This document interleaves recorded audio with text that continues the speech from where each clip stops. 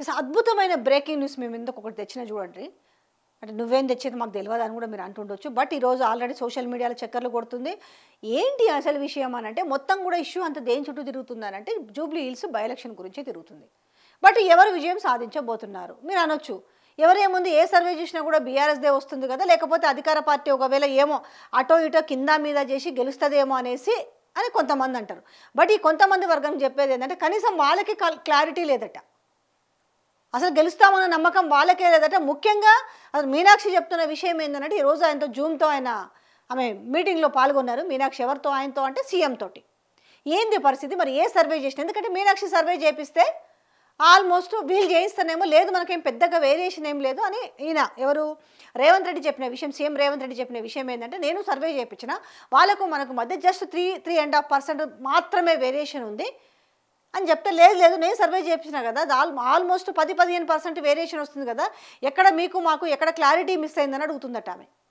ఏం చేయాలి అసలు? సరే మీరు చెప్పిన లెక్కల ప్రకారమైనా కూడా 3.5% ఎందుకు వేరియేషన్ వస్తుంది అంటే బీఆర్ఎస్ని వద్దనుకొని మార్పు కోసం అని కాంగ్రెస్ పార్టీని తెచ్చుకున్న తర్వాత ఈజీగా బై ఎలక్షన్ గెలవాలి కదా.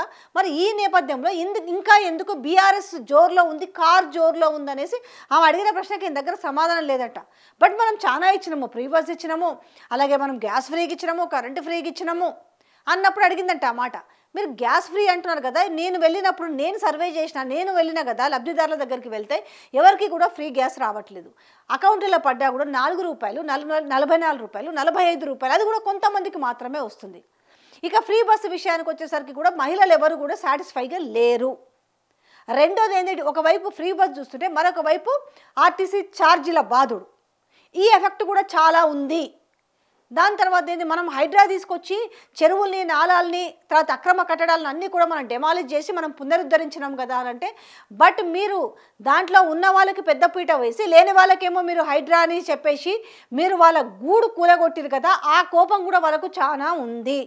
అంటే ఇక్కడ ఈయన ఏ అంశాలను అయితే పాజిటివ్గా చెప్పుకుంటూ పోతున్నారు, లుక్ లైక్ మూసీ గురించి కావచ్చు, హైడ్రా గురించి కావచ్చు, ఇవన్నీ చెప్తున్న నేపథ్యంలో ప్రతిదానికి కూడా మీనాక్షి చెప్పడం ఏంటంటే ప్రతిదానికి ఆన్సర్ చెప్పిందట.